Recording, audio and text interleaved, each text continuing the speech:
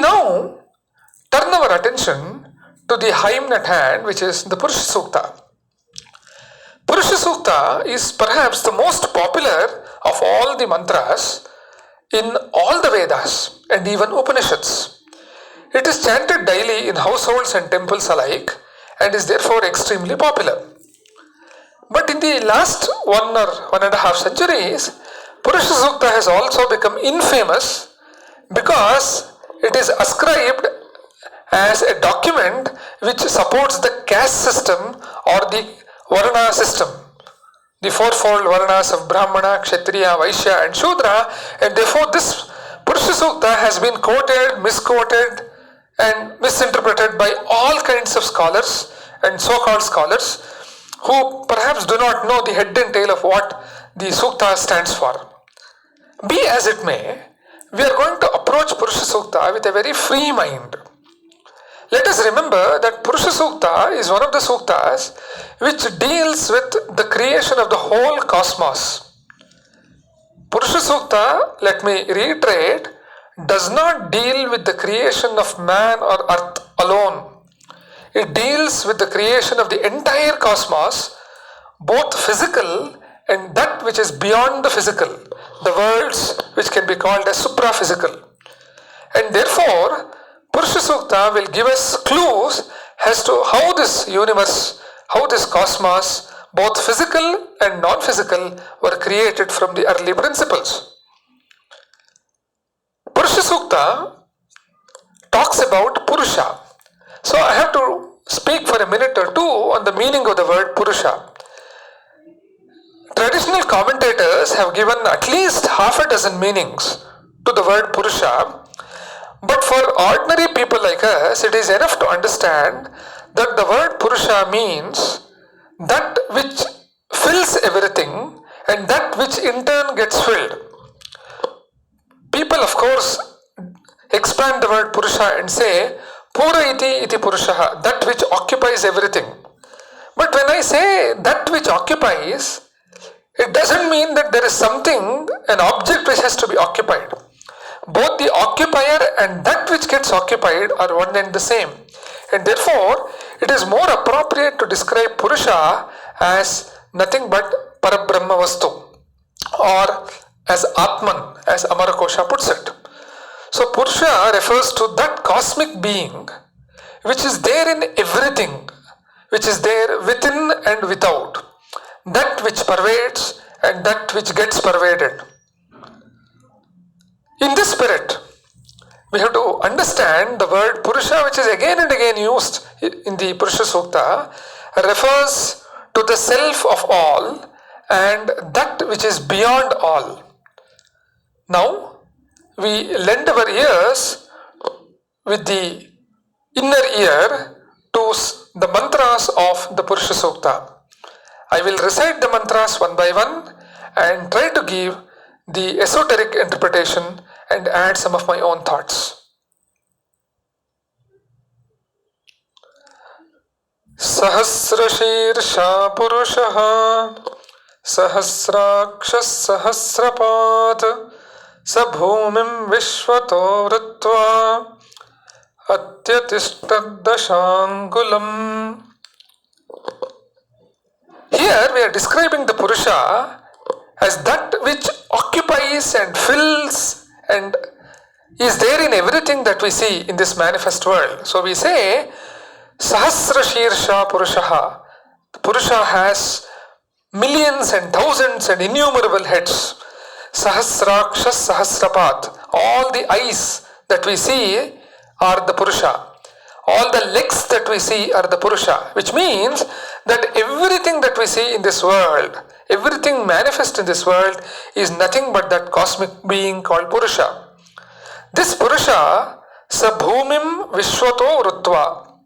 He surrounds the Bhumi on all sides, and yet, and this is very important, having declared that the Purusha is the earth, he surrounds the earth, he occupies all the worlds, he is everything that we see and everything that is manifest. And yet, the last mantra declares, Atyatistati Dasha Angulam. Angula in the modern day language means inch or a unit of measurement.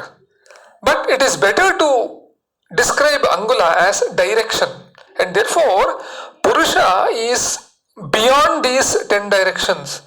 Atitistati dasha angulam. He is beyond all these directions of the manifest world, which means that Purusha is beyond the manifestation, although he himself is the manifestation. This idea is repeated in the following mantras. Purusha evedagam sarvam yad bhutai yaccha bhavyam utamrutatvasya yadannena tirohati. All this is Purusha. Purusha evedam sarvam. That which is past, yad bhutam, and that which is future, yad bhavyam. In other words, all that has happened in the past and all that is going to happen in the future is Purusha itself. Because the absolute reality has no time. Time is a creation of the mind, and so is space. And therefore, Purusha is both the present and the future as well as the past. Because he is the Lord of the time, he is also the Lord of immortality, because he does not change. What is immortality? Amritatva. Amritatva means that which is beyond death. And what is death? Change is death. And therefore, this ultimate reality which we are calling as the Purusha is beyond all change. Uta amritatvasya ishanaha.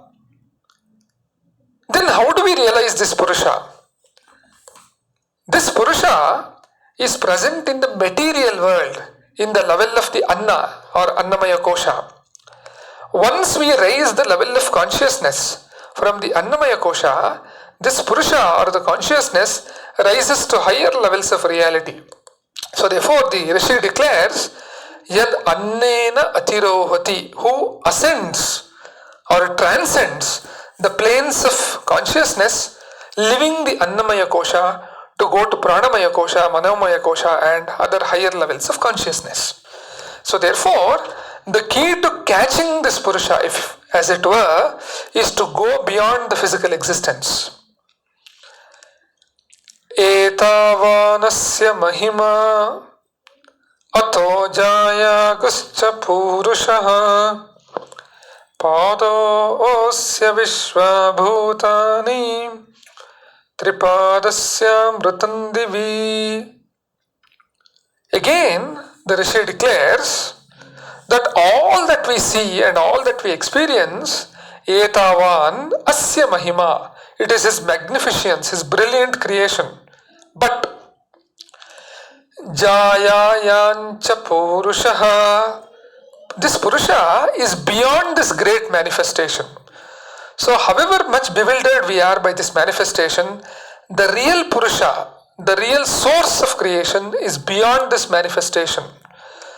So he repeats it. Padosya vishwa bhutani. Only a part, pada, of the Purusha has become the manifest world. Pado asya vishwa bhutani. Tripadasya amritan divi. Much of this, literally you can translate this as three pada, as 3/4. But what it actually means is that much of this reality is hidden in the higher realms of consciousness, which can be described as the loka of light or divi. Divi stands for heaven, or the light, the consciousness which can be described as the world of light. So therefore, only a small part of the Purusha has become the manifest world or the manifest cosmos, but much of it is hidden beyond our sense of perception in the higher light of heaven. Tripadurdva udait purushaha padosya vishwa bhutani. Tripadurdva udait purushaha padosyeha bhavat punaha tato vishvam vyakramatu Sashana nashane abhi. This Purusha has ascended the three levels of consciousness represented by Tripada, Annamaya, Pranamaya and Manomaya Kosha, which are represented by the three Vyahritis, Bhuhu, Bhuvaha and Suvaha, which in turn correspond to the physical existence, to the vital or emotional existence, and to the mental existence. So, Purusha is beyond these three ordinary levels of existence, and therefore, Tripad Urdhva Udait Purushaha, he remains there beyond these three. But one small part of this Purusha manifests himself again and again. Padosyeha abhavat punaha.